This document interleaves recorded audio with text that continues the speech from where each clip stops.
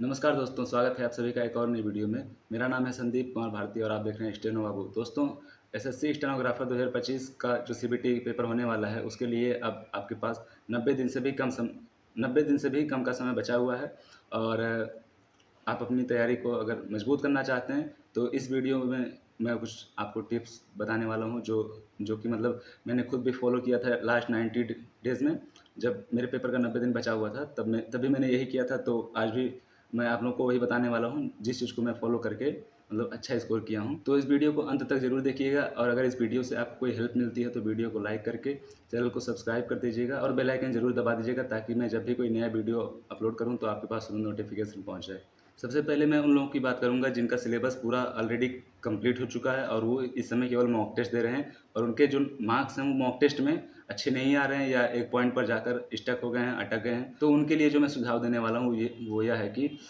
जब भी आप मॉक टेस्ट दीजिए, जब भी आप क्वेश्चंस को अटेम्प्ट कीजिए, तो अभी आप कोशिश करिए कि इस महीने कम से कम पूरा जो मई का महीना है, इसमें आप जब भी मॉक टेस्ट दीजिएगा तो आप लोग अटेम्प्ट से ज़्यादा एक्यूरेसी पर ध्यान दीजिए। क्योंकि अटेम्प्ट तो आप लोग कर लेंगे, अटेम्प्ट तो आप 180 190 भी कर सकते हैं, लेकिन अगर एक्यूरेसी नहीं रहेगी तब आपके मार्क्स ज़रूर उसमें कम आएंगे।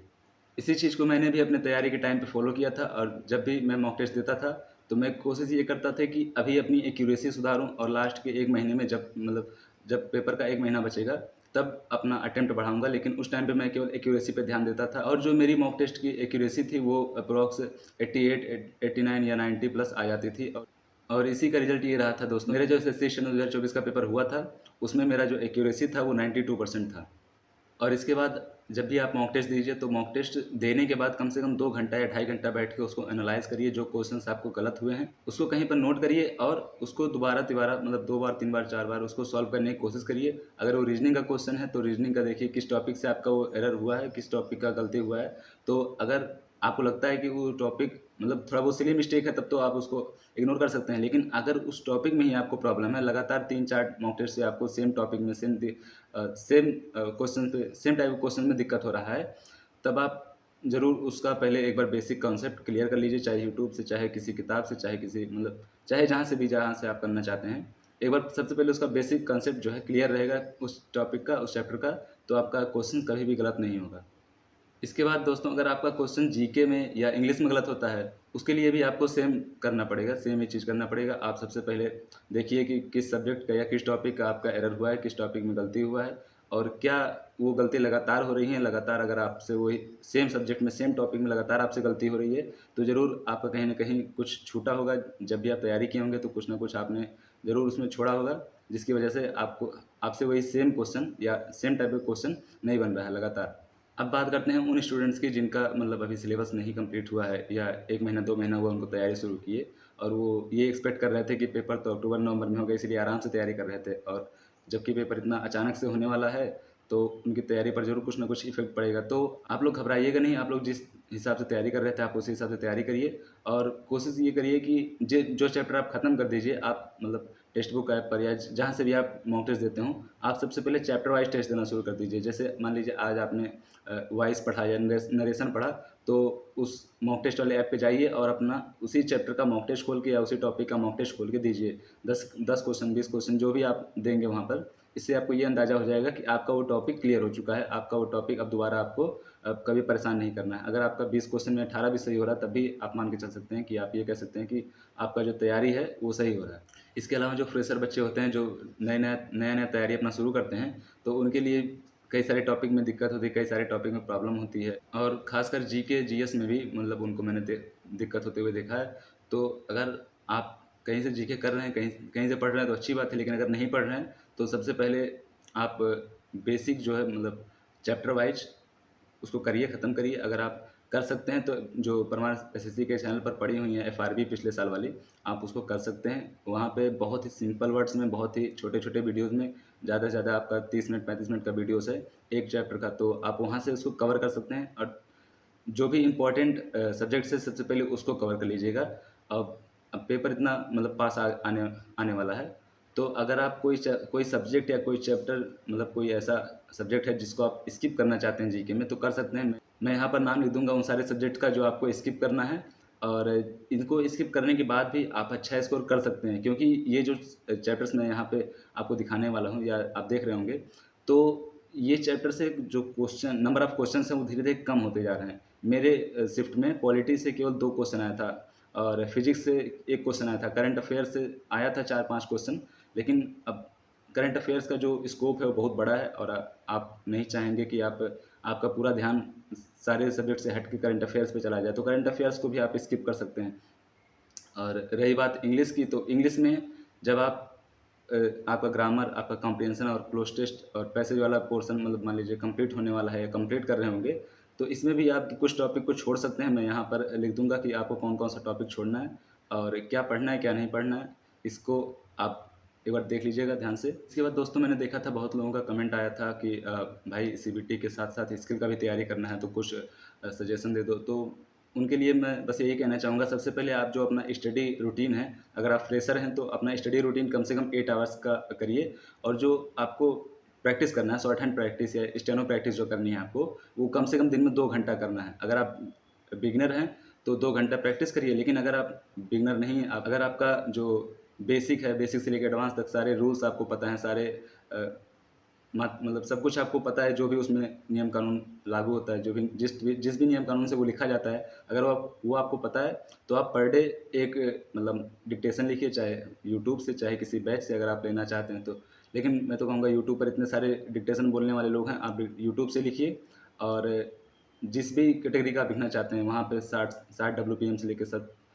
वहाँ पे 60 डब्ल्यूपीएम, 70 डब्ल्यूपीएम, 80 डब्ल्यूपीएम, यहाँ तक कि 100 डब्ल्यूपीएम का भी डिक्टेशन यूट्यूब पे आपको ईज़िली अवेलेबल हो जाएगा। तो आप वहाँ से रोज़ एक डिक्टेशन लिखिए, उसको अपने किसी भी सिस्टम पे, चाहे कंप्यूटर पे, चाहे कि उस पे लैपटॉप पे ट्रांसक्राइब करिए और फिर अपना एक्यूरेसी मैच करिए। एक बार उसको रीड करिए कि कहाँ पे आपने गलती की है, कहाँ पे आपको सुधार करना है।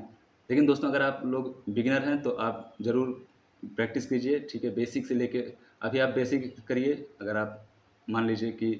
अभी आप कॉन्सोनेंट कर रहे हैं या वर्णमाला कर रहे हैं, हिंदी में वर्णमाला होता है और अंग्रेजी में कॉन्सोनेंट्स होता है, तो अगर आप कर रहे हैं उसको, तो पहले उसको बेसिक कवर करिए, फिर धीरे-धीरे आप शब्दों को जोड़ के लिखना सीखेंगे, फिर मात्राएँ लगाना सीखेंगे।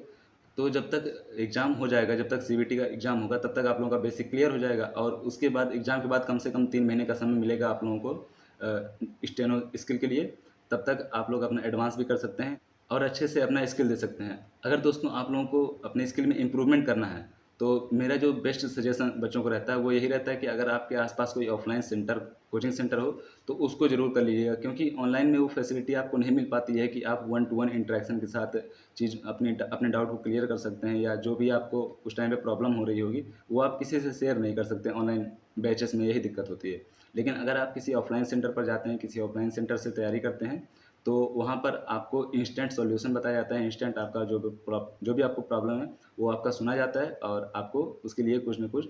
अ, वो दिया जाता है, मतलब सुझाव दिया जाता है कि आपको कहाँ पे सुधार करना है, कहाँ पे आपको ज़्यादा मेहनत करने की ज़रूरत है। तो जैसा कि दोस्तों मैंने इस वीडियो में बताया कि अगर आप बिगिनर हों चाहे एडवांस लेवल के मतलब हों, तो ज़रूर आपको आपका जो डेली स्टडी रूटीन होना चाहिए, वो 8 से 10 घंटे का स्टडी रूटीन होना चाहिए और 2 घंटे का कम से कम शॉर्ट हैंड प्रैक्टिस। कुछ बच्चे ऐसे भी होते हैं कि मतलब पहले शॉर्ट हैंड सीख लेते हैं, फिर उसको शॉर्ट हैंड को छोड़ देते हैं, फिर अपना स्टडी ये करते हैं, मतलब सीबीटी का तैयारी करते हैं और जब सीबीटी का पेपर निकल जाता है तब वो वापस से शॉर्ट हैंड प्रैक्टिस कर लेते हैं, क्योंकि उनका पहले से ही बेसिक से लेकर एडवांस तक सब कुछ क्लियर रहता है, तो उनको बस डिक्टेशन लिखना होता है। 2 महीने आराम से मतलब अच्छे से डिक्टेशन लिखते हैं, अपना प्रैक्टिस करते हैं, उसमें इंप्रूवमेंट करते हैं और अपने स्पीड बढ़ाते हैं, एक्यूरेसी बढ़ाते हैं। तो अगर आपका भी शॉर्ट हैंड में सब कुछ क्लियर है, सब कुछ सारे रूल्स, सारे बेसिक्स आपको पता हैं, तो आप इस समय शॉर्ट हैंड प्रैक्टिस छोड़ सकते हैं। आप इस समय से केवल इस पर फोकस करिए, सीबीटी एग्ज़ाम पर, क्योंकि एक बार सीबीटी एग्ज़ाम निकल गया, सीबीटी एग्ज़ाम में अच्छे मार्क्स आ जाएँगे, तो कॉन्फिडेंस अपने आप आ जाएगा आपको कि हाँ, आप अगर आप सीबीटी निकला है, तो आप स्किल टेस्ट भी निकाल सकते हैं। दोस्तों ये वीडियो मैंने बनाई है खासकर आप ही लोगों की डिमांड पर कि जो बिगिनर्स हैं, जो फ्रेशर्स हैं और जिनको कि सीबीटी एग्ज़ाम के साथ-साथ स्किल टेस्ट भी देना है, तो कि क्या करना है और कितना करना है, कितने टाइम में मतलब किस सब्जेक्ट को या किस टॉपिक को आपको ज़्यादा टाइम देना है, ठीक है? बाकी अगर दोस्तों अगर आपका मॉक टेस्ट में अच्छे स्कोर नहीं आ रहे हैं, तो सबसे पहले वही चीज़ करिए जो कि मैंने अभी वीडियो के स्टार्टिंग में बताया था कि आप सब अटेम्प्ट पर अभी फोकस मत करिए, अभी आप एक्यूरेसी पर फोकस करिए। अभी अगर आप मान लीजिए 150 भी अटेम्प्ट करते हैं अपने पेपर में, तो कोशिश ये करिए कि आपकी एक्यूरेसी जो आए 85, 87 ऐसे आए आपकी एक्यूरेसी। और धीरे धीरे अटेम्प्ट बढ़ाएंगे तो एक्यूरेसी अपने आप बढ़ती रहेगी और नंबर भी आपके इंप्रूव हो जाएंगे।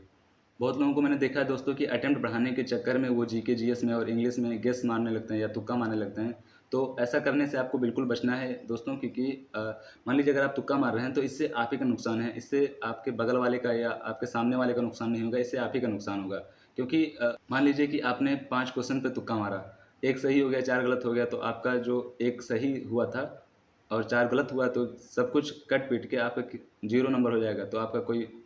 मतलब नहीं बना। क्योंकि जीके में सबकी तैयारी इतनी अच्छी नहीं हो पाती है कि वो 50 में 40 भी अटेम्प्ट कर पाए। बहुत कम लोग 50 में 40 अटेम्प्ट कर पाते हैं और बहुत कम लोगों का 30 प्लस आता भी है। तो कोशिश यही करिएगा कि जीके में उतना ही अटेम्प्ट कीजिए जितना आपको आता है। तुक्का मारने का या गेस करने का ट्राई मत करिए, इससे आप ही के नंबर कटेंगे और आप ही का नुकसान होगा। बाकी रही बात इंग्लिश में तो आप, अगर आपका ग्रामर सही है, आपका वोकेबलरी सही है, तो आप लोग उसमें थोड़ा बहुत गेस कर सकते हैं। गेस करने का इन द सेंस, अगर आपको लग रहा है कि 50-50 सिचुएशन है, 2 ऑप्शन आपने एलिमिनेट कर दिए और बचे हुए 2 ऑप्शन में आप 50-50 सिचुएशन में हैं, तो ज़रूर आप ट्राई कर सकते हैं किसी क्वेश्चन पे, लेकिन सारे क्वेश्चन पे नहीं। केवल उन्हीं क्वेश्चंस को ट्राई करिए जिसमें आप ऑलरेडी 2 ऑप्शन को एलिमिनेट कर चुके हैं और आपके सामने केवल 2 ही ऑप्शन बचा हुआ है। दोस्तों, अगर आपको भी किसी टॉपिक पर वीडियो चाहिए या किसी अपडेट पर वीडियो चाहिए, तो ज़रूर नीचे कमेंट बॉक्स में आप अपना जो भी डिमांड है रख सकते हैं और मैं कोशिश करूँगा उस पर एक वीडियो बनाने की। मिलते हैं नेक्स्ट वीडियो में, तब तक के लिए धन्यवाद दोस्तों।